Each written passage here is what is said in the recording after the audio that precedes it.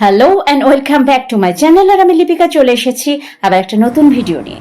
Weekend মানেই মনে হয় যে কোথাও একটা ঘুরে আসি। সবসময় যে বাইরে যাওয়াই হয় এটাও তো নয়। তখন মনে হয় ঠিক আছে, বাইরে ঘুরতে না গেলেও পেট পুজো তো করাই যায়।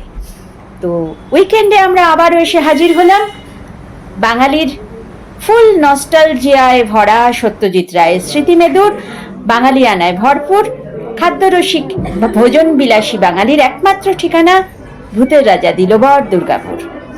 এখানে আমরা আগেও অনেকবার এসেছি, এবারেও চলে এলাম ভূতের রাজা দিলবর। মনে হয় রবিবারের দুপুরটা সেরা হয়ে উঠবে।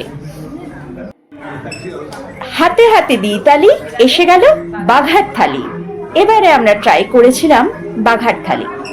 বাঘার থালিতে যেগুলো ছিল সেগুলো হলো বাসমতি রাইস, শুক্তো, মুগ ডাল, ঝিরিঝিরি আলু ভাজা, গন্ধরাজ লেবু, ইলিশ মাছের মাথা দিয়ে কচুর শাক জমে উঠেছিল দুপুরবেলা।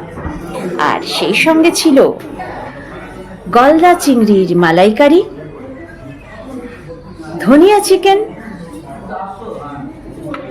রসগোল্লা, পায়েস এবং কচি পাঠার ঝোল। আর সবশেষে ছিল চাটনি, আমসত্ত্ব খেজুরের চাটনি। শিল্প সংস্কৃতি রন্ধন শিল্পে বাঙালি কিন্তু বরাবরই এগিয়ে।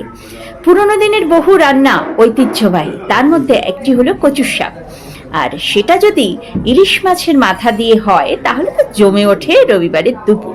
তো আমরা প্রথমেই ট্রাই করলাম ইলিশ মাছের মাথা দিয়ে কচু শাক।